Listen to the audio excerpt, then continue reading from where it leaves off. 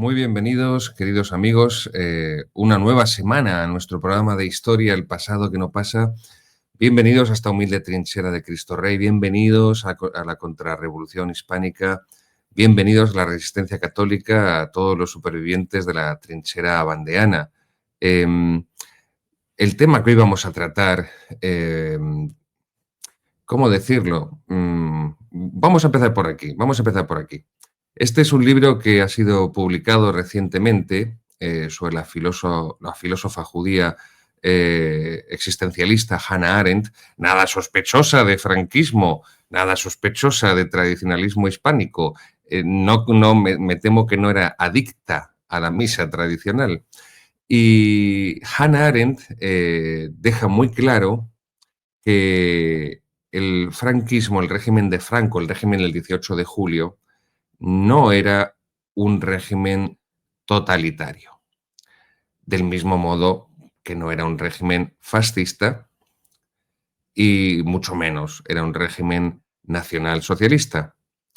Insisto, nada sospechosa Hannah Arendt, que se puede estar de acuerdo o no con sus planteamientos filosóficos, pero no se puede dudar de que en este campo no es sospechosa de parcialidad y tampoco se puede dudar de ningún modo de sus conocimientos de la realidad histórica.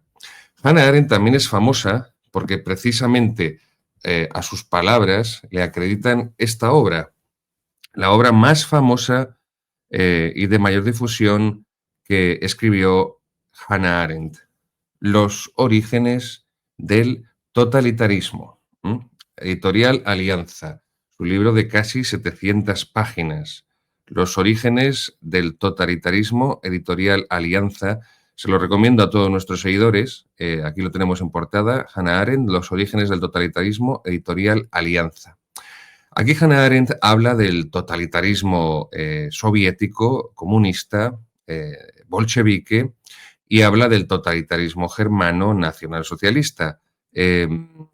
Dedica muy poco de espacio, muy poco, al régimen fascista de Mussolini en Italia y, desde luego, no es equiparable, a juicio de Hannah Arendt, con el régimen de Franco.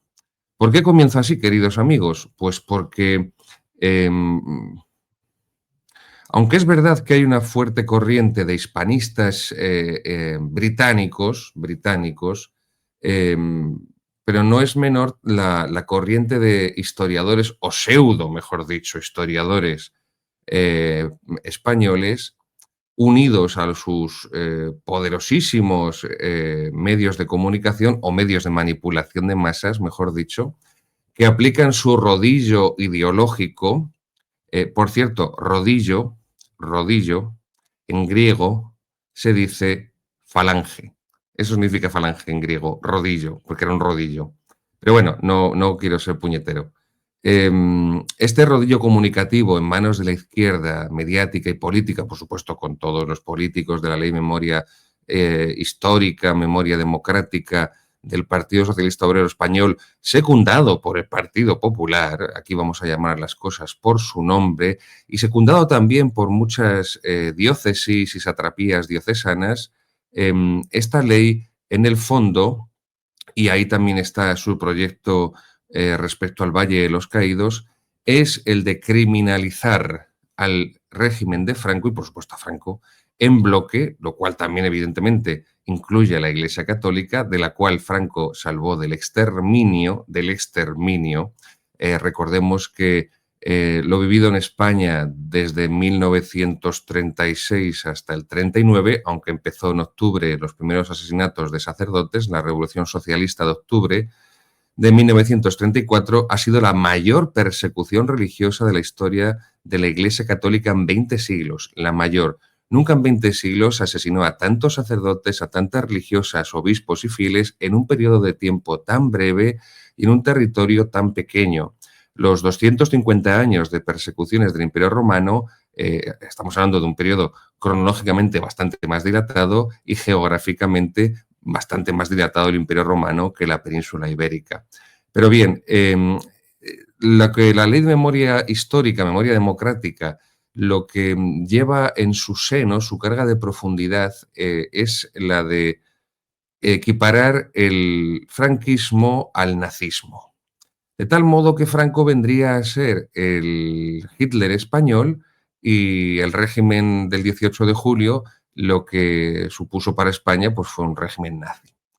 Esto se conoce como reductio ad Hitlerum. Reductio ad Hitlerum es una expresión que es una falacia ad hominem, es un ataque ad hominem. La acuña otro que tampoco es sospechoso, un filósofo judío alemán, Leo Strauss. Leo Strauss, por cierto, les aconsejo la obra de Leo Strauss, Filosofía, ¿qué es filosofía política? De también Alianza Editorial de Bolsillo, no la tengo aquí ahora cerca.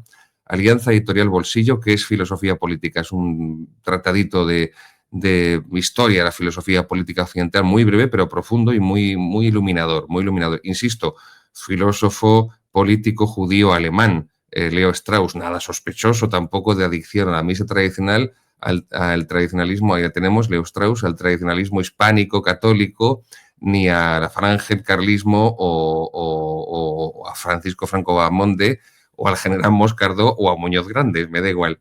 Esta expresión reductio ad Hitlerum, creada, insisto, por Leo Strauss, cuando era profesor de la Universidad de Chicago, lo que plantea es una combinación de varias falacias, de varias mentiras.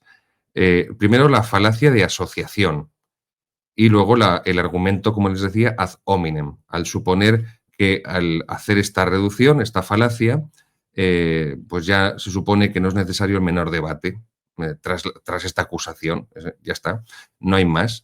Si sentamos que Franco era la versión hispana de Hitler y por lo tanto su régimen fue la versión hispana del nacionalsocialismo germano, ya no cabe mayor debate ni mayor consideración, aunque puedas aducir toneladas de documentos y pruebas de fuentes históricas primarias, no importa, la ideología se impone a la realidad histórica de los sucesos, de los procesos, de los personajes, de la documentación, no importa.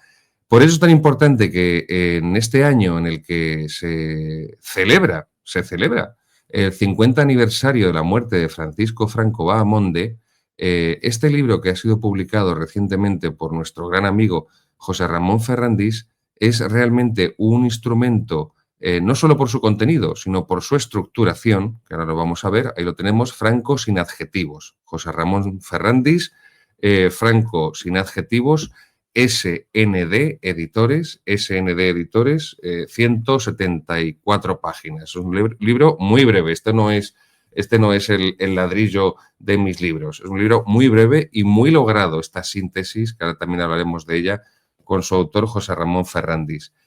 Pues al ser un libro breve, un libro que está muy bien estructurado, porque no se deja, siendo tan breve, no se deja nada en el tintero, con el aval de la documentación y de las estadísticas que maneja, realmente está denotando a un hombre que ha estudiado profundamente lo que supuso este periodo histórico de España y del mundo, lo que supuso este personaje histórico, uno de los más importantes, Francisco Franco, de nuestra historia, y por lo tanto, por contraste, se observa también la obsesión autolegitimadora que tiene la izquierda española y buena parte de la derecha del Partido Popular respecto a la imagen y a la figura de Francisco Franco. Les pongo un ejemplo.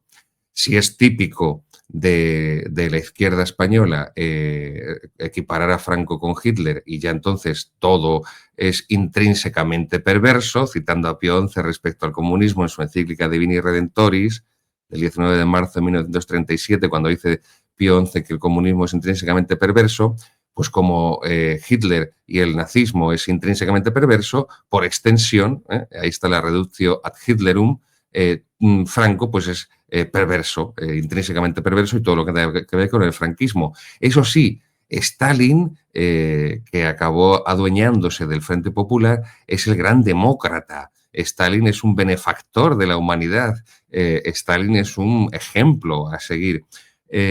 Pero por parte del Partido Popular me llama la atención cuando, atacando a la izquierda del Partido Socialista, les comparan a ellos con Franco. Es como una forma de evitar que les acusen a ellos de procedencia o de orígenes franquistas y lo lanzan sobre el Partido Socialista acusándole de que actúa igual que Franco. Es decir, Franco al final se ha convertido en se ha cosificado tanto al personaje histórico, tanto al hombre como a su régimen, pues como una especie de arma, de boomerang que se lanzan unos a otros, pero que en el fondo todos están partiendo de esa imagen negativa, que prescinde de los documentos históricos, prescinde de los resultados objetivos y pretende criminalizar 40 años de la historia de España y a todos los que participaron en esos 40 años de la historia de España.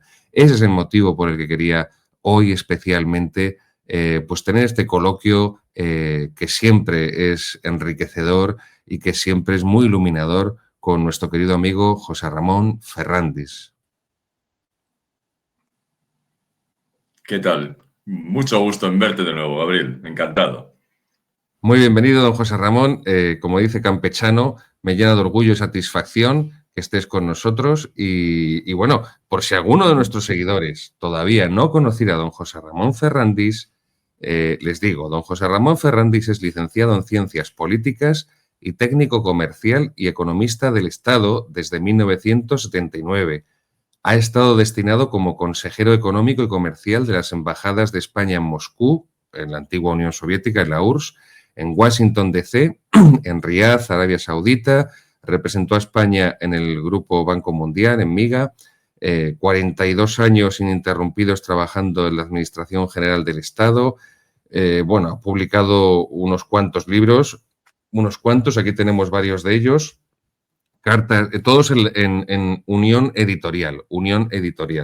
Cartas de los martes, Crimen de Estado, en la antigua Sacristía de la Bandé le entrevistamos sobre este libro, Crimen de Estado. Tenemos también globalización y generación de riqueza. Bueno, don José Ramón le avalan sus escritos y, por supuesto, su blog, que les invito a conocer. joseramonferrandis.es. www.joseramonferrandis.es. Ahí pueden encontrar los artículos de don José Ramón y toda su producción y todos sus estudios, sus campos de investigación. Bueno, es muy interesante sus escritos sobre economía y no menos los de historia, y sobre el cambio del clima climático, de esta hecatombe. Ahí tenemos un blog reaccionario. Es lo mejor, José Ramón. Así me gusta, un hombre sin complejo, un blog reaccionario. Así es. Porque es que no se puede ser conservador porque ya no hay nada que conservar. No hay nada que conservar. Lo único que tenemos que hacer es reaccionar. Y uno de los motivos contra los que tenemos que reaccionar es contra aquellos que pretenden robarnos nuestra historia y que pretenden sustituir la historia por ideología a golpe de decreto ley. Así que, don José Ramón, vamos a pasar ya. Querido don José Ramón, tu libro es un libro realmente extraordinario por su capacidad de síntesis y lo que ocurre es que, claro, la primera impresión cuando lo ves es otra biografía más, otro libro más sobre Franco. Ya hay centenares de libros, todo se ha dicho, el 97%, por supuesto, contrarios, porque son los que acaparan el panorama literario, y a lo mejor soy generoso y benévolo con el 97% y me quedo corto. Pero ¿por qué decidiste publicar un nuevo libro sobre la figura de Francisco Franco? La verdad es que en el fondo lo que subyacía era el hartazón, el hastío ante la abrumadora cantidad de textos en contra de un periodo que yo entendía que tenía unas características distintas. Eso por un lado. Por otro, que los libros que yo había leído, que eran ya bastantes, sobre Francisco Franco y el entorno y el estado de la época, eran enormemente largos, es decir, magníficos todos ellos, pero difíciles de leer en el sentido de que no eran muy atractivos. Y luego eran unidimensionales, si se me permite el término. Es decir, lo analizaban todo quizá desde una perspectiva estrictamente histórica o estrictamente militar, pero no valoraban simultáneamente la situación económica, la situación internacional, los desarrollos legislativos, sobre todo el combate económico interno, la adaptación que experimentó el Estado y, por supuesto, el gobierno a las variaciones que a su vez estaba experimentando el entorno internacional. Todo eso yo no lo veía en un libro, lo vi en varios y hay cosas que no he visto en ninguno. Y dije, bueno, pues aprovechando mi deformación profesional de 42 años, de estar trabajando, haciendo síntesis de estudios completamente diferentes, tanto en mis destinos en Madrid como en el exterior, pues dije, pues ¿y por qué no escribo yo este libro que me está apeteciendo mucho? Y entonces hice una especie de pildorilla, es decir, algo muy concentrado. No sé si eran 5.000 palabras, demasiado concentrado. Entonces dije, bueno, esto lo podemos ampliar un poquito y vamos a ver estos pies de páginas si les vamos dando más enjundia y a ver si me sale algo que, tocándolo todo, no exceda un número de páginas aceptable, porque es que además hay fotografías, con lo cual, efectivamente, pues el libro crece en grosor. Y llegó un momento en que estuve satisfecho y lo contrasté con un buen amigo, que es el que lee todos mis manuscritos, y me dijo, nada, está estupendo. Y dije, bueno, pues yo creo que voy a buscar un editor. Busqué un editor, lo encontré, el editor no dudó ni un momento, dijo, este libro me gusta, me interesa, creo que lo podemos sacar. Y entonces, con esas características de, por una parte, síntesis, pero por otra parte, tocando muchos puntos al mismo tiempo no de manera sucesiva, pero todos ellos, pues el libro salió a la luz.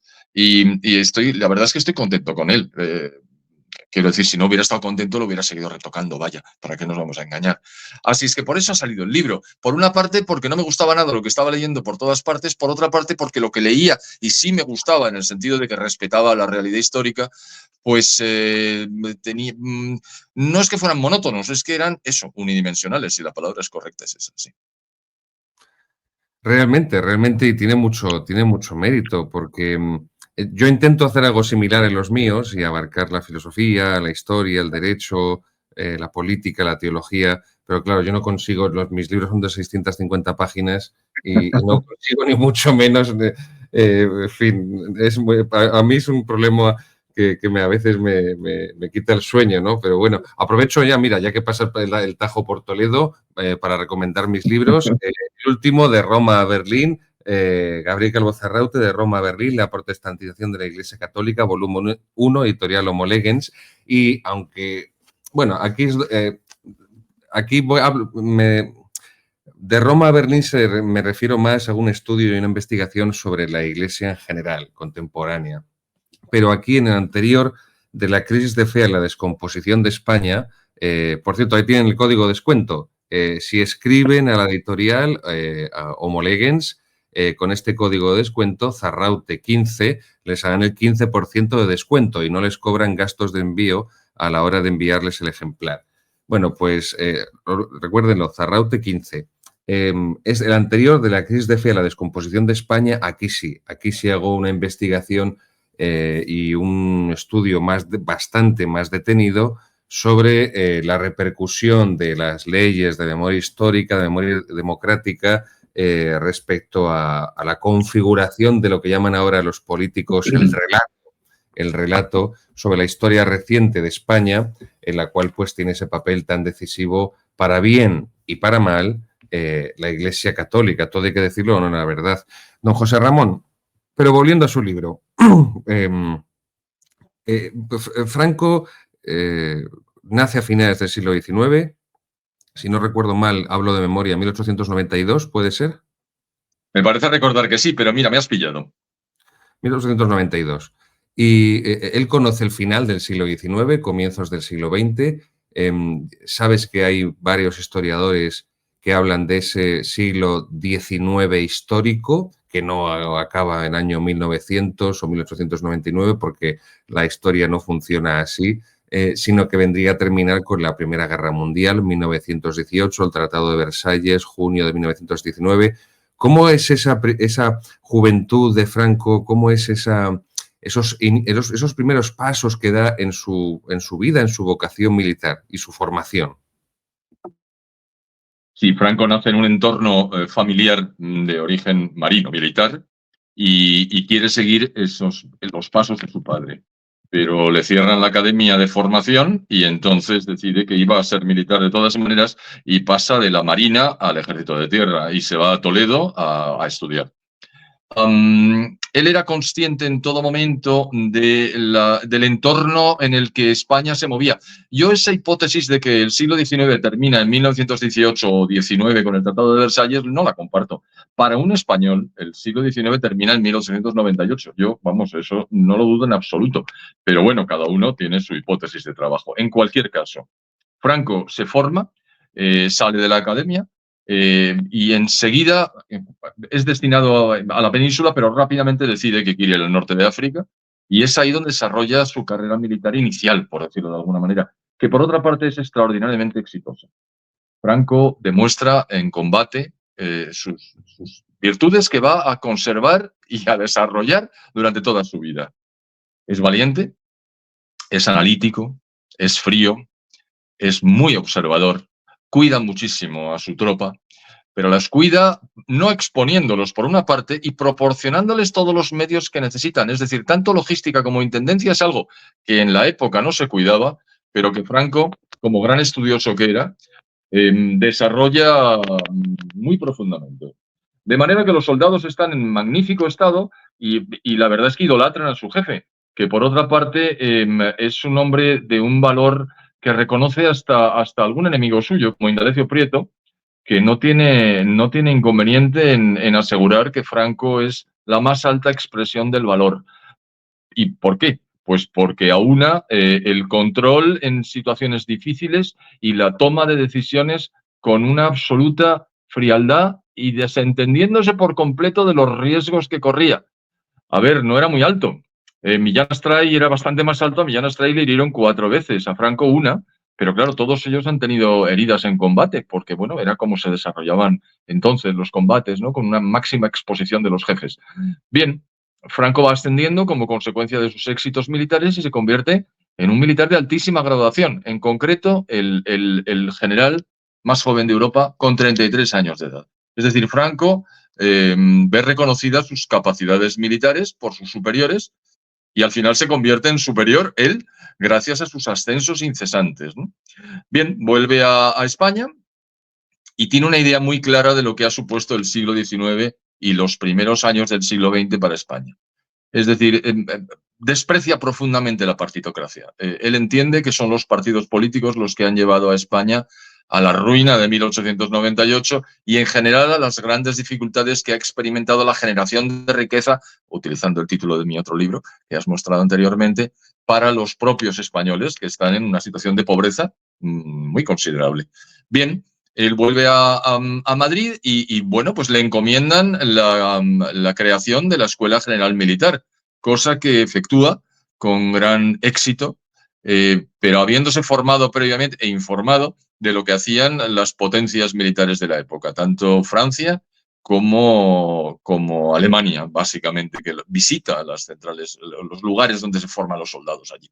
Aparte conoce también la Gran Bretaña y con todos esos conocimientos y la seriedad que le caracteriza, que le ha acompañado siempre, bueno, pues crea una escuela central militar de una enorme categoría. Y empieza a ganar un enorme prestigio, siendo enormemente joven también. De manera que Franco demuestra, conserva y desarrolla las capacidades que ya eran suyas cuando desde muy joven se enfrentó al combate con un enorme valor. Y ese valor lo mantuvo siempre enfrentándose a las circunstancias que España tuvo que superar. De manera que le vino muy bien esa formación militar para poder analizar con frialdad también la situación del entorno español, la situación del campo, la situación de la industria, la situación de la agricultura. Es decir, él sabe en todo momento qué es lo que tiene que hacer y qué medios debe utilizar para resolver los grandes problemas que tenía el país, sobre todo después de la guerra, cuando los destrozos y la pérdida de capital humano eran tan importantes. y simplemente aplica sus conocimientos y su experiencia para ir superando los problemas con los que se encuentra. Y a fe que lo hace, y lo hace extraordinariamente bien. Es decir, no se puede comparar valores totalitarios del tipo de Hitler o Stalin. Por cierto, a Hitler lo torea y a Stalin lo vence. Claro, decir eso parece un poco petulante, pero Stalin no consiguió en ningún momento imponer ninguna de sus decisiones, ni estratégicas ni tácticas, en España. Y desde luego Hitler no consiguió que España entrara en la guerra con el eje, que es lo que buscaba, porque por razones geoestratégicas España era absolutamente fundamental para el control del Mediterráneo y del Atlántico occidental. Entonces, bueno, Franco demuestra en todo momento que tiene una capacidad de análisis, una capacidad de juicio y una capacidad de toma de decisiones como no se conoce otro ejemplo en la historia de España, más que remontándose al siglo XVI. Exacto, a Felipe II, a Carlos V. Vamos a hacer una cosa, don José Ramón. Yo ahora voy a recoger algunas de las ideas que acabas tú de plantear, las voy a desarrollar un poquito y te voy a dar así un poco de tiempo, como un minuto o algo así, para que busques algunos libros y hagas una pila de libros y pongas el móvil encima para que no te canses con el brazo y no esté el móvil moviéndose porque si no la imagen se marea el personal. Así que... Muy bien, voy a ver si coloco el móvil. Muy bien, voy a colocar el móvil mejor. Pones unos cuantos libros y haces una torre y pones el móvil encima y le apoyas un poco y así no te cansas la mano ni tapas el micrófono y demás. Voy a hacer una breve recogida de cuestiones que ha tratado don José Ramón ahora y que son realmente interesantes para desarrollarlas un poco más. En primer lugar, no lo he dicho en el introito, en la introducción. El antifranquismo es el último episodio de la leyenda negra, antiespañola y por extensión anticatólica, o viceversa, anticatólica y por extensión antiespañola. Esta es una clave muy importante para todos nuestros seguidores, ya no solamente de España, sino de Hispanoamérica y de todos los lugares de donde nos siguen. La peculiaridad característica que tiene la izquierda española es que es profundamente antinacional, tiene un concepto muy negativo de la historia de España, a diferencia de otras izquierdas políticas, por ejemplo, en Francia, aunque allí todo cambia con la Revolución Francesa, pero bueno, o en Italia o en Alemania, y es precisamente por el papel preponderante del catolicismo en la historia de España y que no puede explicarse, no puede comprenderse la historia española ni del Imperio español sin la religión, la presencia de la religión católica desde los visigodos y incluso mucho antes ya en el Imperio Romano. La cuestión es la siguiente, ese último episodio de la leyenda negra, que es el antifranquismo, caricaturiza, ridiculiza a Franco con ese argumento, como decía antes, esa falacia ad hominem de la reductio ad Hitlerum, y le presentan como un completo analfabeto, como un hombre profundamente inculto. Y realmente esto que dice don José Ramón es muy importante porque a poco que uno investiga en la vida de Franco se encuentra con un hombre realmente muy leído, que ha viajado, que tiene profundos conocimientos, pues como ha dicho don José Ramón, no unidimensionales, no es un hombre que parece que salió del vientre de su madre vestido de militar, no, es un hombre que realmente tiene conocimientos profundos de economía, de política, de derecho político, de cultura, de historia, de geografía. Realmente es un hombre de una amplísima cultura, pero se le ridiculiza y se le caricaturiza presentándole así. Que también se hace esto por parte, por ejemplo, también se hace con Stalin y se presenta a Stalin, yo siempre lo digo, como si fuera un completo analfabeto, mientras que Trotsky o Lenin serían más cultos y leídos y realmente también eso es falso. Otra cuestión que ha señalado don José Ramón muy importante, militar. Es un militar heroico, es un hombre realmente valeroso, un hombre valiente que predica con el ejemplo y por eso le siguen sus soldados y valoran sus órdenes. La leyenda negra antifranquista se empeña, don José Ramón, en presentarle como un inútil militar que gana la guerra de casualidad por pura suerte. Bueno, pues eso todavía le deja peor a las izquierdas porque entonces ellos eran más inútiles porque es que no le ganan ninguna batalla, porque la única batalla que pueden aducir es la de Teruel y poco dura la alegría en casa del pobre, ¿no? El año 37, si no recuerdo mal. y bueno, y al final Madrid, pero bueno, eso por otra parte. Una cuestión también muy interesante que ha dicho don José Ramón, Hitler no consigue liarle para que España entre en la Segunda Guerra Mundial. Derrota a Stalin cuando, por ejemplo, procura Stalin, año 1946, asediar a España por hambre, con ese embargo, con ese bloqueo económico, y le sale el tiro por la culata porque el pueblo español se congrega pues, en piña alrededor de Franco, y sale de ahí Franco y su régimen todavía más fortalecidos, que sin duda ninguna. Y luego también es interesante, a propósito de lo que decía don José Ramón Ferrandis, que durante la guerra Stalin somete con su injerencia continua y su dependencia económica con el oro que envía Negrín a Moscú, esas 600 toneladas, domina el Frente Popular políticamente Stalin, cosa que Franco no consintió que ningún tipo de injerencia de Hitler o de Mussolini se produjera en el bando nacional. En el bando nacional, que capitanea Franco, nadie le dicta la política desde el exterior, cosa que sí, al pie de la letra, ocurre en el Frente Popular. Y por último, don José Ramón, te decía, es cierto, y estoy completamente de acuerdo contigo, el siglo XIX español acaba en 1898, con Cuba y Filipinas y toda esa sacudida que supone, pero es cierto que me refería más a historia universal, a historia europea. ¿Pero por qué? Lo he dicho con toda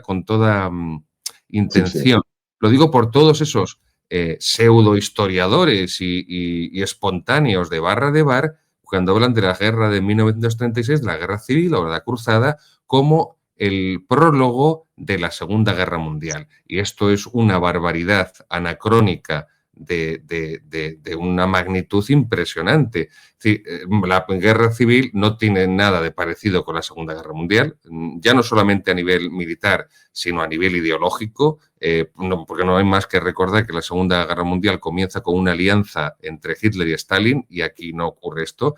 Y luego, además, porque esas destrucciones masivas, esos bombardeos de la Segunda Guerra Mundial, esas divisiones Panzer, nada de eso ocurre aquí, ¿no? O sea, no, esto es un tópico, don José Ramón, que está muy metido en la cabeza de muchas personas y que es completamente falso a nivel histórico. La guerra de 1936 se parece más a la Primera Guerra Mundial, por eso decía, sobre todo al año 14-15, antes de que ya caigan en esos frentes, en esa guerra de trincheras, pero cuando todavía es una guerra de movimientos, primer año y medio, Primera Guerra Mundial, a eso sí se asemeja, y por eso el nivel de destrucción de la guerra de 1936 española no tiene nada que ver con el nivel de arrasamiento absoluto que conllevó la segunda.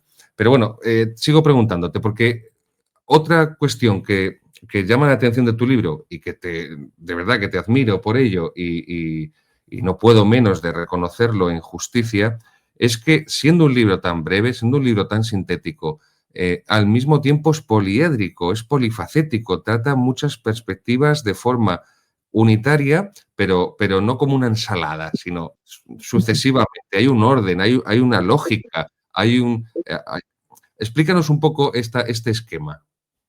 Sí, la verdad es que me pareció que estuve varios días estructurando el libro antes de meterme en profundidad a tallar la piedra, ¿no? ¿Por qué? Pues también de formación profesional, es decir, estas cosas hay que hacerlas con mucho orden para que sea muy comprensible o muy legible. Es decir, cuando uno escribe, pues eso nos pasa a todos, piensas mucho en el lector. Es decir, estás todo el rato diciendo esto estará suficientemente claro, lo habré ordenado razonablemente bien, sería bueno introducir algún otro elemento. Todo esto me lo planteé los días anteriores a terminar el esquema. Y cuando terminé ese esquema, decidí contar el desarrollo de los acontecimientos de tal manera que eso me hace un poco de gracia al final. Franco muere 3 veces en el libro. ¿Por qué?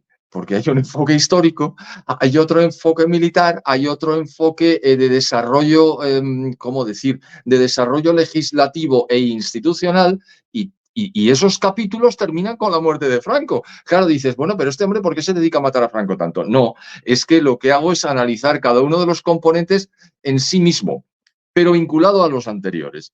De manera que sí, el libro tiene una característica que es propia de todos mis libros, la verdad, debo decirlo, y es que tú puedes leer un capítulo sin necesidad de leer los otros porque lo entiendes perfectamente. Pero si lo lees de manera sucesiva, no te choca. Y eso es fundamental. ¿Por qué? Porque hay personas que dicen, hoy tengo 25 minutos, me voy a leer el capítulo de la Guerra Civil. Y se leen el capítulo de la Guerra Civil y se entiende perfectamente per se. Pero si de repente dicen, me voy a dar una sentada y hasta que no termine no paro.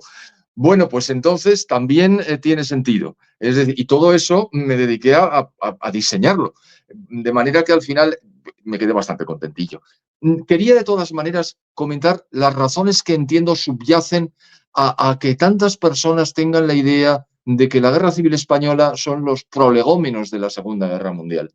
Yo creo que es debido a que Negrín intentó prolongar absolutamente la Guerra Civil Española al objeto de enganchar con la que él creía, y creía bien, que iba a ser la Segunda Guerra Mundial, el desencadenamiento de la Segunda Guerra Mundial.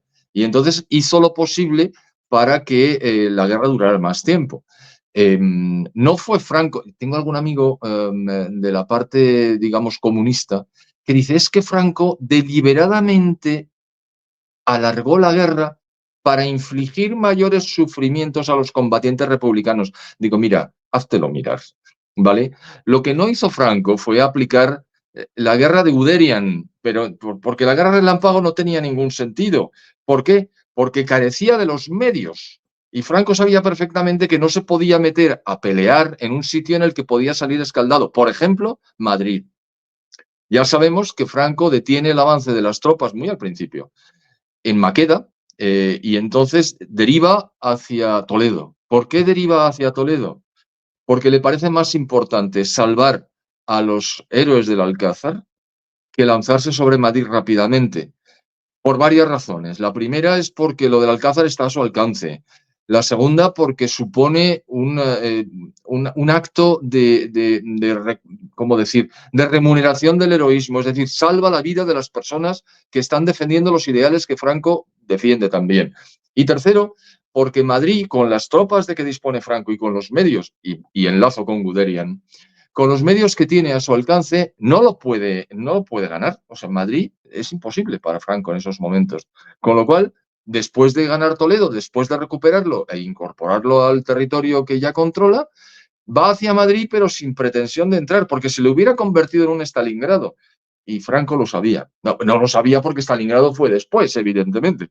Pero es que Franco era muy inteligente. Es que, claro, la gente debe pensar que como era bajito y tenía la voz atiplada, debía ser tonto. Pues mire usted, no. Hay gente que yo conozco que es alta, bueno, yo también lo soy, pero en fin, y que no tiene la voz atiplada y que son verdaderos cenutrios. De hecho, las dimensiones y el perfil vocal no tienen nada que ver con la capacidad vital. Son esas cosas absurdas que en el fondo nos revelan sin un complejo terrible de inferioridad por dos razones. Primero, porque efectivamente Franco era más capaz que los militares a los que se enfrentó. Ojo que Vicente Rojo era un militar de primerísima línea, que lo que hizo todo el tiempo fue intentar evitar que Franco siguiera avanzando, lanzando combates de diversión en lugares distintos para que Franco tuviera que desplazarse y cortar a los avances. No hizo más que eso. Y los perdió todos, incluido el último combate que pudo mantener el ejército republicano, el ejército rojo, porque en realidad llamar republicano cuando estamos hablando de 1930, del mes de febrero, cuando hay un frente popular, el ejército es un ejército frente populista, financiado por el dinero español, pero por el oro que se llevó el gobierno de Negrín, pero con suministros del área soviética, que no lo era todavía, porque hay armas checoslovacas, pero en fin, sobre todo armas soviéticas. Y me refiero a los tanques, me refiero a los aviones, me refiero al armamento en general en general, a todos los elementos necesarios para el combate. Eso se lo proporciona a la República, nominalmente al Frente Popular en la práctica, el Ejército Rojo, que lo que hace es transformar el ejército en un ejército análogo, de hecho saludaban con el puño en alto y tenían la estrella de 5 puntos, la estrella roja. Bien, pues ni así. ¿Por qué? Pues porque de todas maneras las divisiones internas en la zona frente populista hicieron que su ejército no fuera nunca extremadamente operativo. Eso lo resolvió Franco inmediatamente con el decreto de unificación. Otro detalle de inteligencia. Lo vio muy claro, dice, está claro que los republicanos tienen grandísimos problemas internos. Muy bien, que los sigan teniendo, que me conviene. Yo no los voy a tener. Y efectivamente unificó todo bajo su mando. Cuando unifica Falange Española con los tradicionalistas y crea la Falange Española y tradicionalista, luego la unifica, la vincula con las JONS, las Juntas Defensiva Nacional Sindicalista. Todo eso lo cuento. Y menciono quiénes son los líderes, es decir, José Antonio Primo de Rivera, Onésimo Redondo, pues todos ellos en pies de página, para que el lector, si quiere, baje al pie de página y se entere de quiénes son, si es que no los conoce.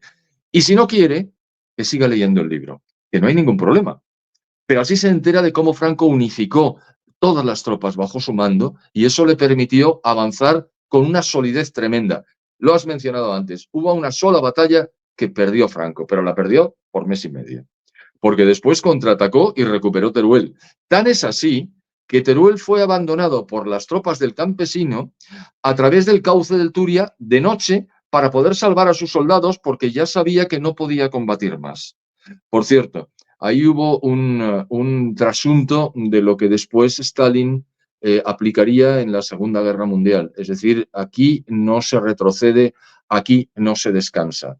Stalin tenía comisarios políticos detrás del Ejército Rojo. Para que no hubiera un solo abandono del frente, los mataba en el momento. Eso me estoy refiriendo a la Segunda Guerra Mundial en el frente del Este. Pero aquí en España se hizo algo muy similar. Es decir, cuando termina la primera fase de la batalla de Teruel, con la conquista de Teruel por parte de las tropas frente populistas, los soldados se van a Rubielos de Mora a descansar. Y a los 2 días, tuvieron que irse andando, y a los 2 días de la orden de descanso, decidieron que tenían que volver al frente. Los soldados se sublevaron y los mataron a muchos de ellos, los fusilaron. Y allí quedaron enterrados. Es decir, en las tumbas se ve claramente cómo se comportaba el Ejército Rojo con los soldados cuando estos no seguían las órdenes de sus superiores. Eso Franco no lo hizo jamás. Entre otras cosas porque tampoco hubo ni deserciones, ni retiradas, ni protestas, porque era un ejército profesional, que al principio eran muy pocos y con muy pocos equipos. Por eso no utilizó las tácticas de Guderian, pero no porque quisiera infligir grandes penalidades a sus enemigos, sino porque no disponía de los medios. Que quede claro, yo lo diré cada 3 minutos, era enormemente capaz, enormemente inteligente y además venció al Frente Popular. Y eso no tiene arreglo, eso es así. Es Lo lo que no quieren le reescribir. perdona, porque ha sido el único que ha derrotado al comunismo militarmente Exacto, en toda la historia, pero exacto. también José Ramón ha derrotado al comunismo Franco y esto le saca más de quicio moralmente. Esto que estás apuntando tú, esa derrota moral a nivel económico, cómo se hunde la zona frente populista. Y es muy interesante esto que acabas de decir, porque el decreto de unificación es el 19 de abril de 1937. Ya hay muchas rencillas entre falange y carlistas que no se pueden ni Así ver. es. Creo que y evidentemente con motivos fundados, tanto en los postulados políticos que defienden unos y otros. Pero, queridos amigos, al mes siguiente, en mayo del 37, en Barcelona, va a haber una guerra civil dentro de una guerra civil. Y Así es. comunistas del PUM, de Trotsky y los del PC de Stalin, los anarquistas, van a acabar asesinándose y haciéndose una carnicería entre ellos. Antes he hablado de Hannah Arendt, nada sospechosa, de simpatías franquistas o tradicionalistas. Nos ha hablado de ese elogio de don José Ramón hacia Franco de Indalecio Prieto. Bueno, vamos a aceptar a otra película no sospechosa, además una película. Tierra y Libertad, de Ken Loach, Ken Loach. Es una película totalmente de izquierdas. Este director es un hombre totalmente comprometido y que es una película propagandística, pero está ambientada en esos días de mayo de 1937 en Barcelona, donde unos a otros se mataron como chinches. Ese fue el momento, queridos seguidores, en el que el autor, el escritor inglés George Orwell, de Rebelión en la Granja, 1984, después de estos sucesos escribirá su famosa obra Homenaje a Homenaje a Cataluña, Cataluña. corriendo de Sí, allí para que no le pase lo mismo que les ha pasado a los otros. Se le eso es. acabó ahí todo el fervor comunista. Por eso esto es muy importante. Es decir, lo que ha dicho don José Ramón, No hay una blitzkrieg por parte de Franco, no hay una guerra relámpago porque no tiene medios, porque además está viendo que lo mejor es que el enemigo, como un azucarillo, se va a desvanecer, se va a deshacer, van a acabar enfrentados unos con otros, pero también hay una cuestión muy importante, don José Ramón, y es que tampoco Franco planea, como en la Segunda Guerra Mundial, una guerra de exterminio. Ni mucho menos.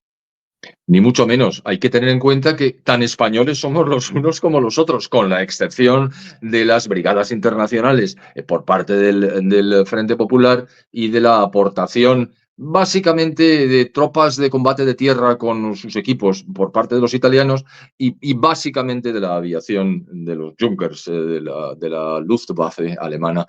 Pero salvo estos tres elementos, todos los demás son españoles enfrentados. Y Franco tiene muy claro que se trata de españoles y que hay que tratarlos no con la máxima delicadeza, porque se trata de combatir y de vencer. Pero desde luego, nada de exterminios. Eso, vamos, de ninguna de las maneras. No hay actuaciones castrenses, militares, en el sentido de ahora he capturado estos 4. Prueba adicional y fehaciente es lo que ocurre, y quizá damos un salto un poquito histórico, lo que ocurre después de la victoria. Es decir,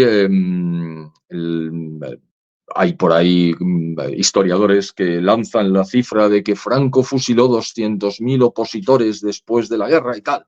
Y no lo documentaban en absoluto, pero claro, tú escuchas una cifra, te quedas con ella y la repites. Bueno, hay un maravilloso libro muy reciente de Miguel Platón, que lo ha elaborado consultando los archivos militares donde aparecen todos los expedientes de todos los fusilamientos que tuvieron, de todos los juicios que tuvieron lugar después de la Guerra Civil. Y los han consultado durante un trabajo de 6 años, una cosa absolutamente tremenda en cuanto al esfuerzo personal y en cuanto al cuidado con el que estuvo tratando la documentación oficial existente en Ávila. Muy bien. Son 14.000 fusilamientos. ¿Que son muchos? Sí, pero son todos crímenes de sangre que han sido crímenes bestiales, muchos de ellos, que tuvieron lugar prácticamente desde el 17 de julio de 1936 en la zona republicana y que se basan en análisis, estudios, información, comentarios, pruebas, que en cuanto había alguna duda sobre la realización por parte del reo de alguno de los actos que se le estaban imputando, inmediatamente se le levantaba la pena de muerte. Es decir, cuidó enormemente el capital humano español. No importaba, y por supuesto, los hechos de armas jamás se retribuyeron con un fusilamiento, jamás. Cuando estás en combate y luego, bueno, pues vas a la cárcel en determinadas circunstancias y luego sales. En el libro pongo de relieve la cantidad de indultos y de amnistías que Franco estuvo desarrollando a lo largo de todo el periodo, desde 1939, desde que gana, hasta que fallece.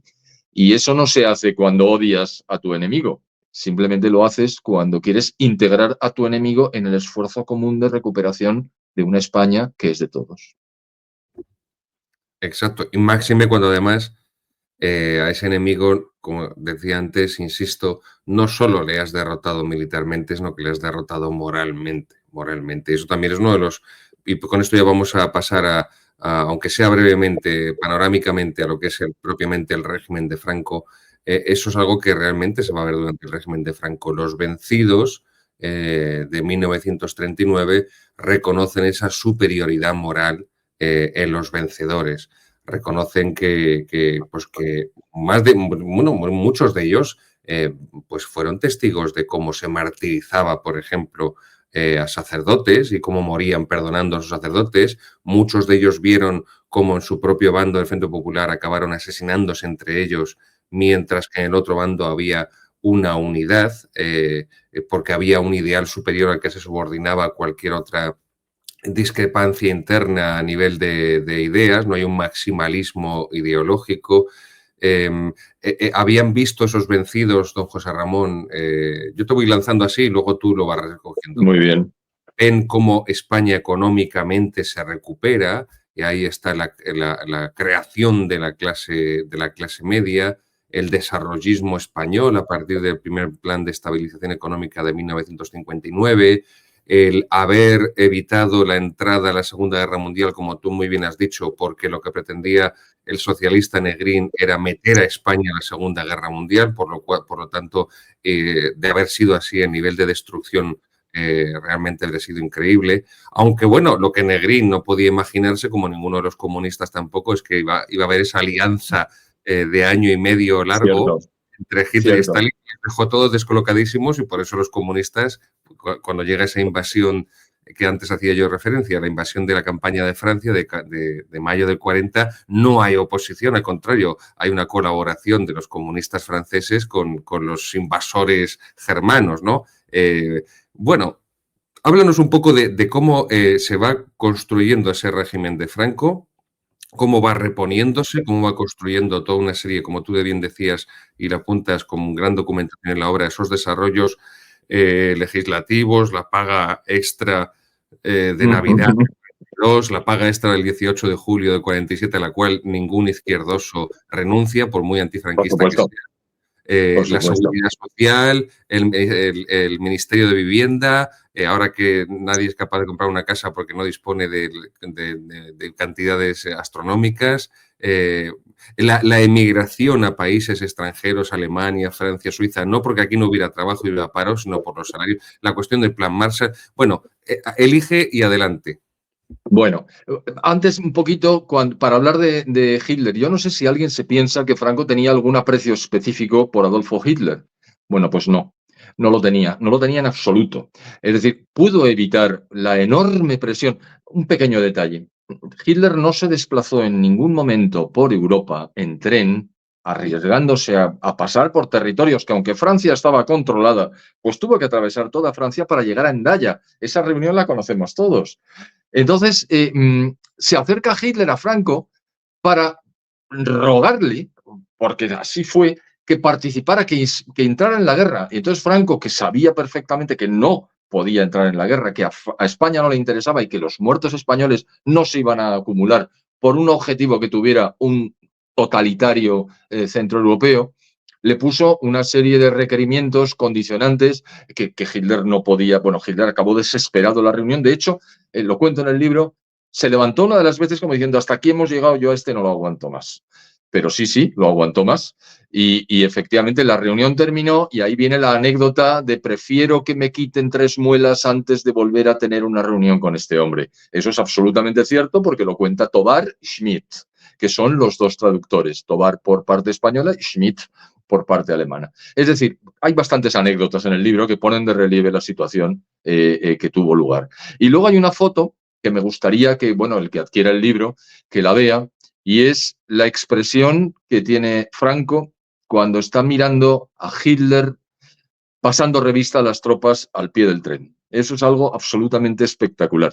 Es una mirada de ningún aprecio y eso es algo que me gustaría que la gente lo viera. Pero dicho esto, lo que se encuentra Franco en 1939 es una destrucción importante, una destrucción de capital humano, una destrucción de capital físico, es decir, las infraestructuras, y una desaparición del 90% de las reservas de capital financiero. Afortunadamente había un 10%, en esa foto no se aprecia, pero en la foto del libro sí se aprecia. La he elegido cuidadosamente para que se viera que Franco no tenía ningún aprecio por Hitler, cosa que se patentiza incluso en las imágenes. Pero bueno, a lo que voy. Esos capitales están desaparecidos y hay que recuperar el país. Muy bien, pues se hace. Tan es así que los datos son, que aparecen en el libro, lógicamente, en la parte en los aspectos económicos, que ahí me valgo un poco de otra vez, mi deformación o mi especialización y aporto documentación incesante, continua, constante en todos y cada uno de los ámbitos, pero sobre todo en las tasas de crecimiento. Es decir, la gente piensa que hasta 1959, bueno, hasta 1960, que es cuando comienzan a ponerse en práctica los planes de desarrollo, España no crece. Lejos de ser así. En los años 40, el crecimiento, y saco cifras de muchos estudiosos, oscila entre el que menos, que es un 1,4%, y el que más, que es un 3,9% en la década de crecimiento anual acumulativo. Pero es que en la década de los 50, que se supone que no había llegado, porque no había llegado el desarrollismo, Las tasas de crecimiento del Producto Interior Bruto oscilan entre el 4,1 y el 7%. Depende del estudioso y depende de los cálculos que haya hecho. Yo los pongo todos a disposición del lector para que tome sus decisiones. Y luego, la tasa de crecimiento anual acumulativo desde 1960 hasta 1973 es del 7%. Eso solo ha pasado en un caso antes. Ni siquiera fue Alemania, fue Japón. Es decir, el milagro japonés fue un poquito más alto que el milagro español. La diferencia es el efecto estadístico. Japón estaba absolutamente laminado. No ya por las bombas atómicas, sino por los bombardeos incesantes de la aviación norteamericana. Tokio estaba destrozado, pero también las ciudades industriales. Claro, al partir de una base inferior, el crecimiento, cuando tienes capitales que te aporta tu enemigo, el que te ha vencido, pero que te los aporta, y recuperas tu capital humano y vuelves a rehacer el país, claro, creces vertiginosamente. Y por eso el crecimiento japonés es superior, pero solo por eso.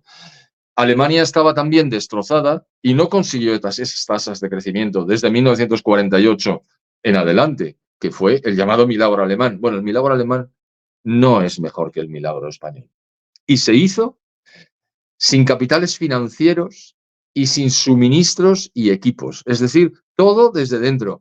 Eso no lo puede hacer un petimetre desconocedor de la realidad, que por otra parte sabía rodearse de los mejores. Franco tenía otra característica y es que se sabía limitado en sus conocimientos, siendo estos muy amplios, él sabía que no sabía tanto como los verdaderos especialistas. ¿Qué hace un verdadero líder? Se rodea de los mejores, aunque sean más listos que él, más altos con toda probabilidad.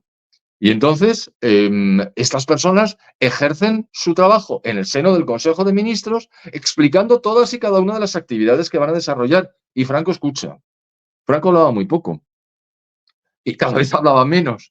Era simplemente reflexivo, analítico y simplemente tomaba las decisiones finales. Los consejos de ministros de la época de Franco, el más largo, duró 3 días. 3 días consecutivos. Por supuesto, se levantaban, se iban a dormir y volvían al día siguiente y seguían debatiendo los temas. Fue una situación del hundimiento de un buque español en el Caribe, fue una situación incómoda, la explico en el libro. Y estuvo 3 días y hasta que no se alcanzó un acuerdo entre todos, fíjate qué dictador, que no dictaba nada.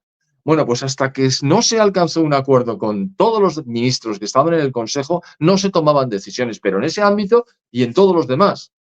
Claro, partiendo de cero, había que reconstruir un país. ¿Cómo se hizo?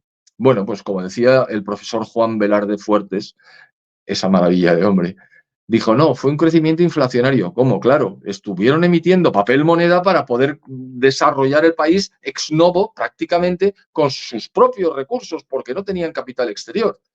Hasta el año 1946 España no obtuvo un suministro de alimentos de verdadera envergadura. Fueron los acuerdos con Perón a través de la visita de Evita Perón, que la cuento también en el libro con una gran fotografía de Eva Perón para que todo el mundo se acuerde de ella, de cómo era, ¿no? Pero antes hubo que generar los abonos, el riego, la capacidad técnica, la agrupación de las parcelas, todo eso tuvo que hacerse desde cero. Y se dice pronto, y es extremadamente complicado. Por ejemplo, los famosos embalses, que tenía yo la tendencia a decir pantanos, hasta que algunos amigos ingenieros de caminos me dieron con una vara en la cabeza y me dijeron, no vuelvas a decir pantano. El pantano puede ser cualquier cosa. Esto es un embalse. Digo, sí, es verdad. Los embalses que tenían doble uso, el uso de riego y el uso de generación de energía eléctrica. Y gracias a eso, y a que cada vez hubo más embalses, pues España consiguió desarrollarse. Y también con la creación del Instituto Nacional de Industria en 1941 para recuperar las industrias desde cero. Y también creando una planta en Puerto Llano para tratar placas de roca bituminosa para obtener petróleo, porque no conseguíamos importar petróleo, porque se había bloqueado España al objeto de matarla de hambre. Lo que les pasaba a los españoles le importaba muy poco a Naciones Unidas y a la Unión Soviética, que era la que manejaba Naciones Unidas. Se trataba de matarnos de hambre. Y no lo consiguieron. Franco solo ha tenido, que yo sepa, un momento en el que no se envaneció de sus logros, pero en cualquier caso tuvo una frase, de las pocas que decía, que sí pone de relieve la victoria que había alcanzado contra la coalición internacional. La frase es del 55. Del 55. En el 56 España ya obtiene, digamos, un tratamiento de país análogo a todos los demás. y dijo, son ellos los que se han movido, no nosotros. Es decir, nosotros mantenemos una postura desde el principio. ¿Qué fue ese cambio importante? Ese cambio importante fue el anticomunismo. Es decir, Franco tenía muy claro que la guerra que se estaba desencadenando era contra el comunismo, pero en España y en Europa.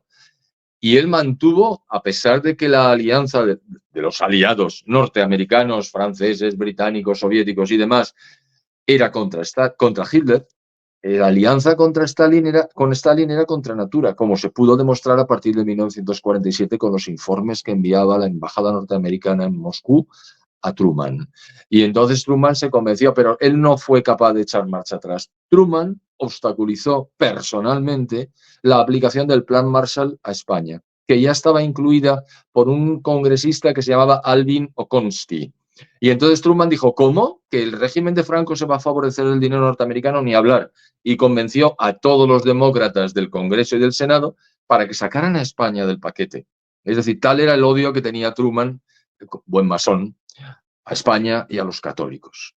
Pero también, aunque no tuvo lugar esa ayuda, pues España pudo salir adelante con esos ritmos de crecimiento que la gente desconoce. Pero los ritmos de crecimiento del año 40 y sobre todo de los años 50 fueron espectaculares, sin ayuda exterior. El único país de Europa que se desarrolló sin ayuda exterior.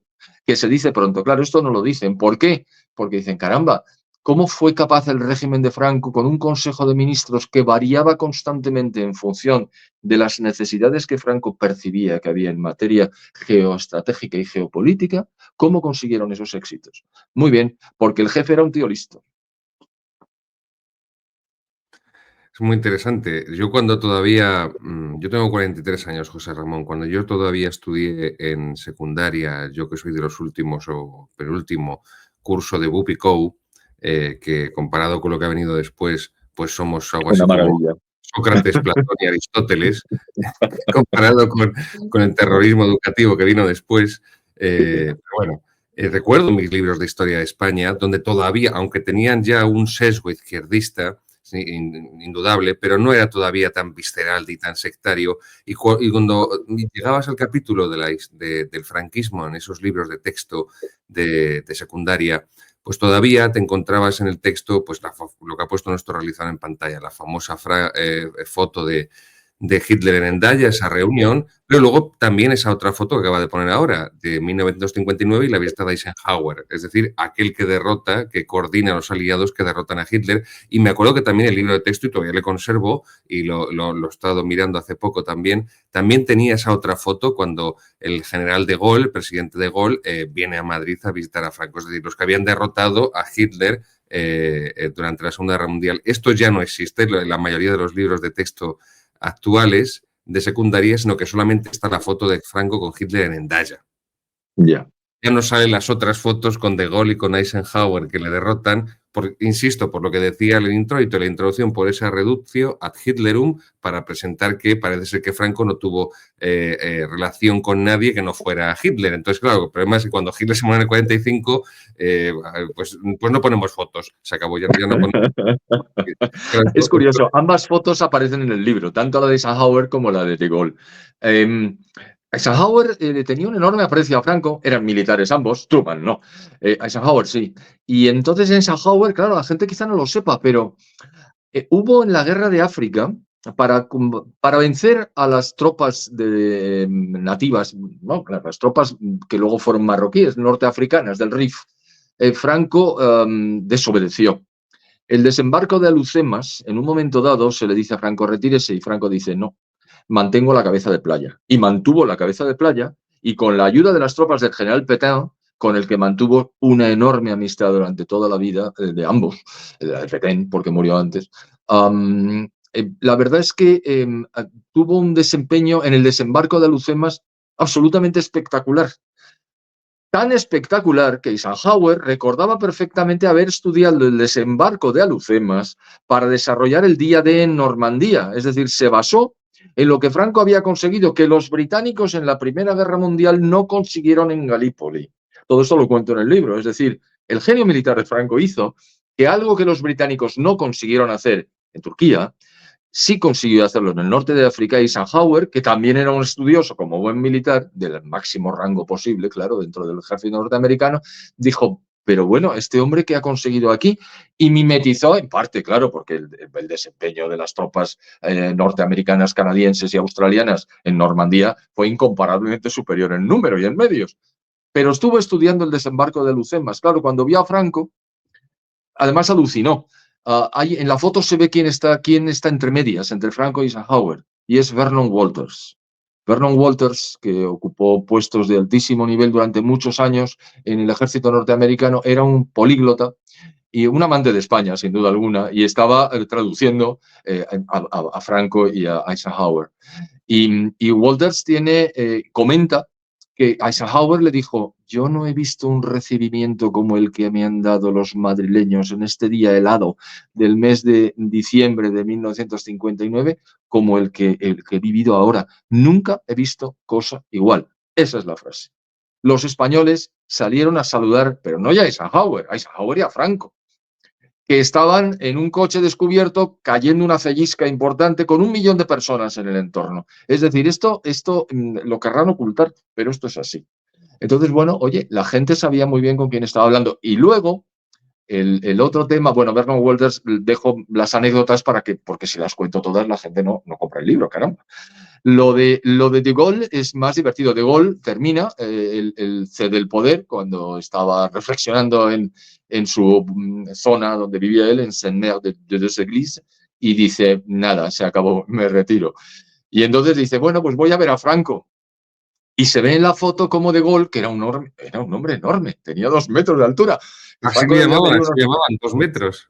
Sí, sí, era un tipo gigantesco y aunque fuera mayor seguía siendo enorme. Y se ve la foto muy divertida, se está inclinando De Gaulle y le toca el brazo con mucho cariño a Franco, que le mira desde detrás de sus gafas de sol. O sea que, como diciendo, a ver, aquí, ¿qué va a pasar?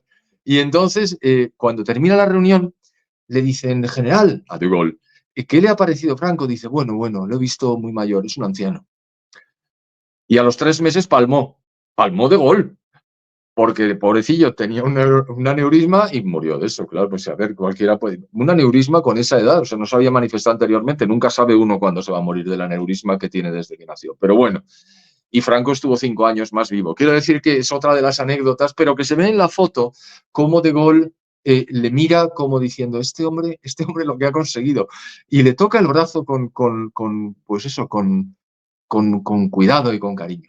Y bueno, pues son algunas de las anécdotas que dejo caer en el libro para de vez en cuando relajar la atención del lector, en el cual estoy pensando para que, digamos, que baje el pistón de la cantidad de datos que coloco en las 833 pies de página que tiene el libro. ¿Por qué? Una pregunta, ¿por qué el título? ¿Por qué ese sin adjetivos? Y, Esta es una historia muy divertida.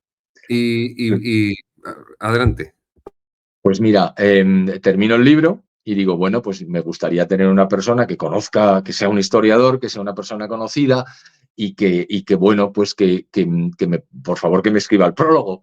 Y entonces yo conocí a varios, pero el primero que me había atendido cuando yo volví después de jubilarme en Arabia Saudita fue Pedro Fernández Barbadillo, que me llamó a la radio y me dijo, oye, ¿podrías venir a hablar un poco de la Unión Soviética, de Gorbachov y tal? Digo, yo encantadísimo. Y me llevó a su programa de entonces y entonces yo estuve allí con él a más de a gusto y me cayó muy bien. Conozco a otros que también me caen igualmente bien, pero es que Pedro había sido el primero. Dije, pues a Pedro. Y entonces le digo, oye, Pedro, mira, me quedamos a tomar un café, mira, pasa esto, he escrito un libro, tal, ¿te importaría? Claro, esto de pedirle a una persona, a un profesional conocido, a un buen historiador, que a un Mindundi como yo le haga un prólogo de un libro que vaya usted a saber lo que va a ser de él, pues se me hacía cuesta arriba, pero bueno, yo al final haces de tripas corazón, le invitas a un café y Pedro encantador dice, por supuesto. Dice, ¿cómo se titula el libro? Digo, pues no tiene título, Pedro. Dice, pero ¿en qué consiste el libro? Digo, hombre, pues se trata de un intento de explicar todos los fenómenos que se concitan en un periodo de la historia de Franco, pero eso sí, sin dar ni una sola vez mi opinión, sin poner un solo adjetivo. Dice, ya está el título. Eso demuestra la inteligencia práctica de muchos historiadores españoles que son verdaderas joyas, y él lo es. Y me dijo, pues nada, se va a llamar Franco sin adjetivo. Sin adjetivos. Digo, oye, pues qué bien, me gusta mucho. Y por eso se llama Franco sin adjetivos, porque Pedro Fernández Barbadillo, que es el que escribe el prólogo, muy gracioso, porque Pedro lo es, y muy sintético y muy bien contado, pues fue él el que puso el título. Así es que ese es el origen del título del libro. Fue una conversación que mantuve con Pedro para que por favor me hiciera el prólogo. Qué grande. Aprovechamos para enviar un saludo a nuestro gran amigo don Pedro Fernández Barbadillo, teólogo, uy, perdón, teólogo, bueno, historiador, iba a Historiador. decir teólogo, historiador de cabecera de esta casa, que también es la tuya, José Ramón, que lo sepas. Muchas gracias, Gabriel. Y por supuesto, así es que me siento tan identificado en todo lo que dices a la hora de las citas, a la hora de pedir a una persona que te haga el prólogo, a la hora de la estructuración de que cada capítulo se pueda leer de continuo, pero también se pueda leer de manera autónoma. Yo también eso lo hago en mis libros, o al menos lo intento. Pero ya para ir terminando, José Ramón, que no quiero quitarte Sí, más tiempo, no te preocupes, encantado.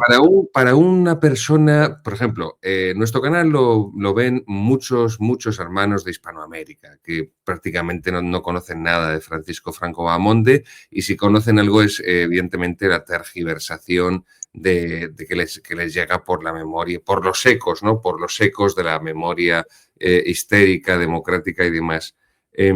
¿Cómo podrías explicarles? Y también para muchos españoles, para muchos que son víctimas del terrorismo educativo de la socialista y demás, por supuesto todo amparado por el Partido Popular, dicho sea de paso, ¿cómo les explicarías la importancia y la relevancia de la figura de Franco en la historia de España? Es algo que he pretendido poner de manifiesto a lo largo de todo el libro. ¿Por qué? Mostrando los hechos. Cuando yo le decía a Pedro Fernández Doradillo, es que no hay un solo adjetivo en todo el libro. ¿Por qué? Porque yo no tengo que valorar nada, yo tengo que presentar. Y cuando uno presenta los hechos, se da cuenta de que el trabajo realizado tiene una enorme envergadura.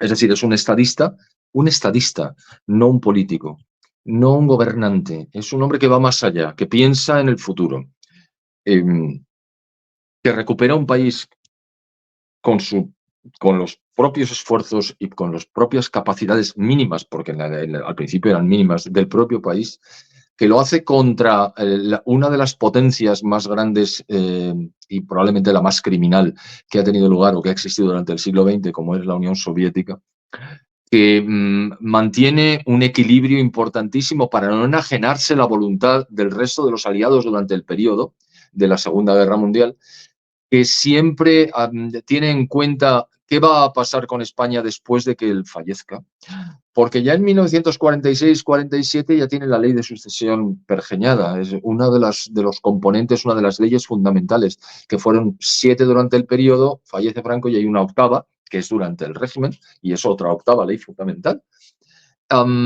Pensando qué va a pasar con España después, es decir, no, yo no quiero el poder para mí, quiero el poder para poder recuperar mi patria.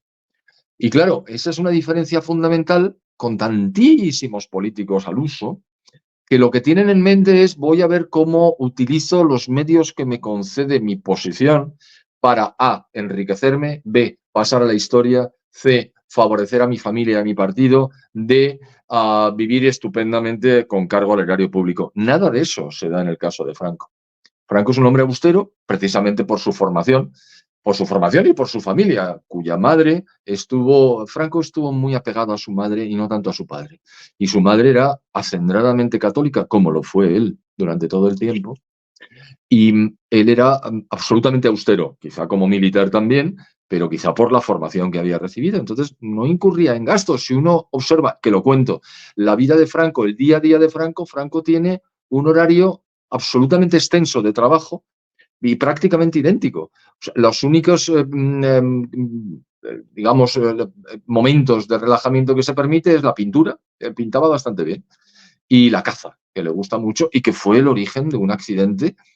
Por cierto, aparece la foto de Franco con la mano vendada en el accidente de caza en una batida de palomas que tuvo lugar en El Pardo en 1961, cuando estalla un cartucho que no era adecuado para el cañón, es decir, que era un calibre ligeramente distinto. Ahí comete un error el que le entrega la escopeta, le revienta la mano, rompe metatarsianos y le perfora la mano.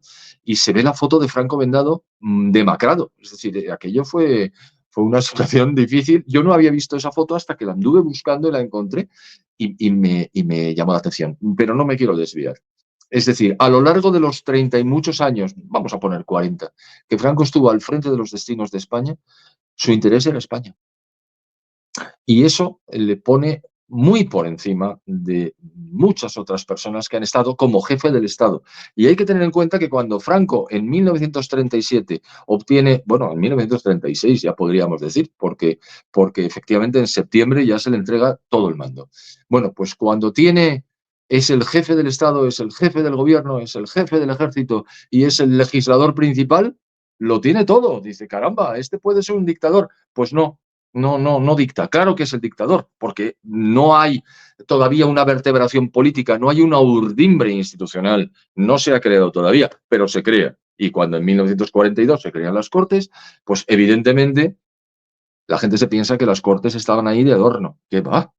Las Cortes tuvieron iniciativa, lo pongo en el libro, claro está, una enorme iniciativa legislativa. Es más, echaron abajo más de 100 proyectos que venían de presidencia del gobierno.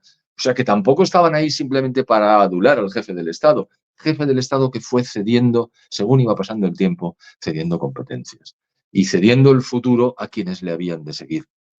Y eso lo hizo durante un largo periodo. Qué fácil hubiera sido para él decir, bueno, como tengo todo el poder en mi mano, pues lo ejerzo y al que no le guste me lo llevo por delante. No se llevó a nadie por delante, simplemente cesaba ministros cuando lo consideraba conveniente, no porque fueran malos, porque los había seleccionado previamente entre los mejores de los gremios respectivos. No, es porque no convenía tener un ministro de Exteriores que fuera germanófilo cuando Alemania ya había perdido la Segunda Guerra Mundial. Así que ponía un anglófilo.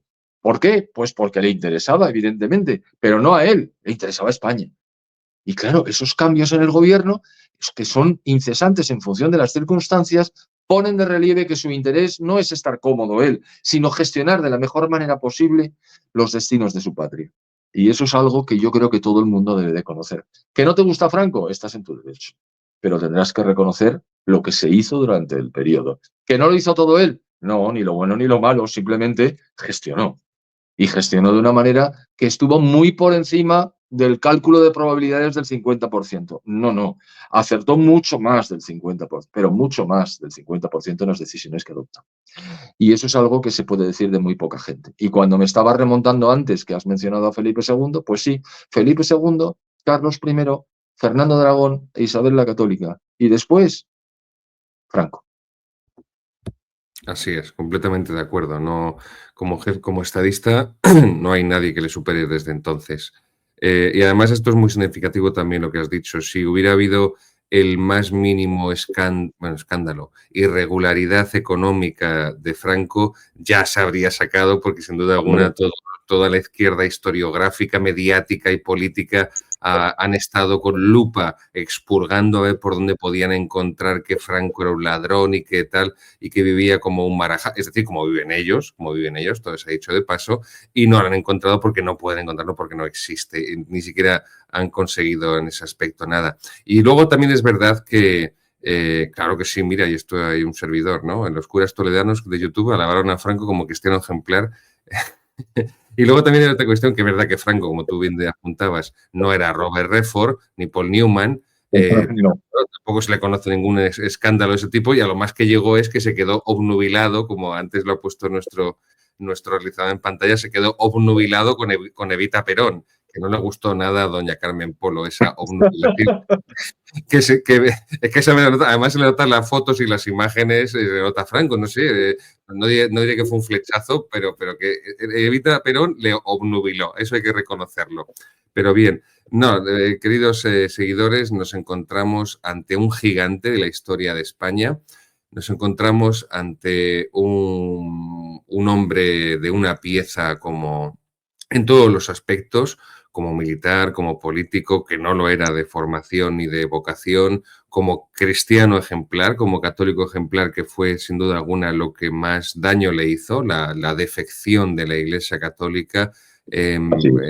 la institución de la que él y todos los españoles pensaban que era sinónimo de inmutabilidad y por eso era el pilar más seguro del régimen, y además ese régimen que había sido originado por una cruzada en el sentido de una guerra religiosa en defensa de la fe, porque lo que aglutina un bando es la defensa del sentimiento religioso herido y perseguido y aniquilado, y lo que aglutina al otro bando es precisamente lo contrario, la aniquilación del catolicismo como religión, como hecho histórico, cultural, y no cabe ya en menor duda, como hecho político y sociológico o social. Bien, don José Ramón, realmente te felicito, porque es que me quedé muy sorprendido, ¿no? Es que, ¿cómo te lo digo? Te voy a ser sincero. No A me ver. esperaba, o sea, he leído tus libros, estos que antes he mostrado, los he leído. Eres un hombre de una formación extraordinaria, escribes muy bien, como nuestros seguidores pueden comprobar, te explicas muy bien. Pero la verdad, cuando vi tu libro, que aprovecho también para mandar a nuestro querido amigo Álvaro de SND Editores, Justo. cuando vi tu libro de Franco, pensé, guau, José Ramón, esto ya son palabras mayores, donde se ha metido, ¿no? Y cuando empecé a ojearle el índice y demás, dije, bueno, pues es un libro muy breve para todo lo que él se propone. Me pareció muy... eh,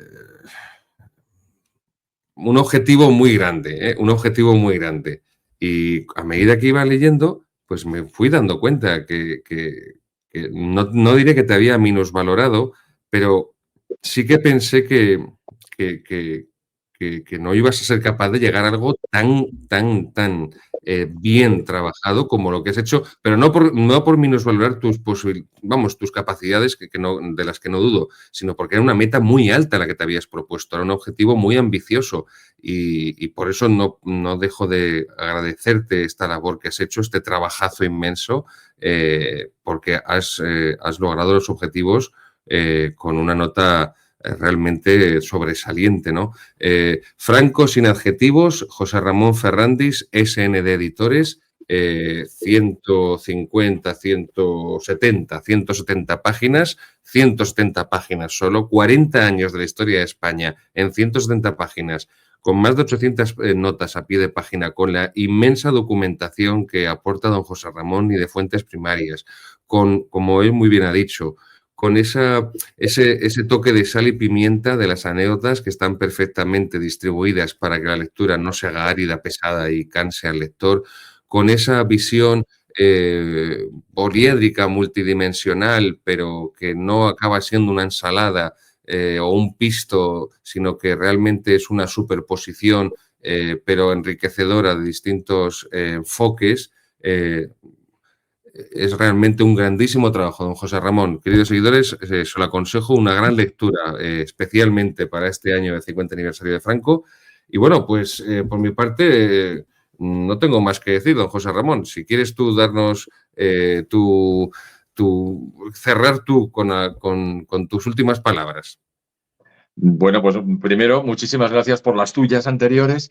Y segundo, pues ya estamos terminando. Tampoco se trata de cansar al espectador, pero me gustaría que la gente que se aproxime al libro lo haga sin condicionamientos previos. Es decir, bueno, que cada uno piense lo que quiera. Claro está, bueno, Franco, a mí me han dicho qué tal, pero bueno, lo voy a leer. Por favor, que lo lea. Y simplemente que cuando termine saque sus propias conclusiones, que es lo que yo he pretendido cuando no he puesto adjetivos. Entonces, pues esa es la idea. Es decir, datos, actas, nombres, historias probadas, referencias, incluso desmitificaciones. Por ejemplo, también aparece en el libro, que no lo hemos dicho, claro, porque no lo podemos decir todo, aquel enfrentamiento entre Millán Astray y Unamuno en la Universidad de Salamanca. ¿Qué pasó? Bueno, pues no hubo tal.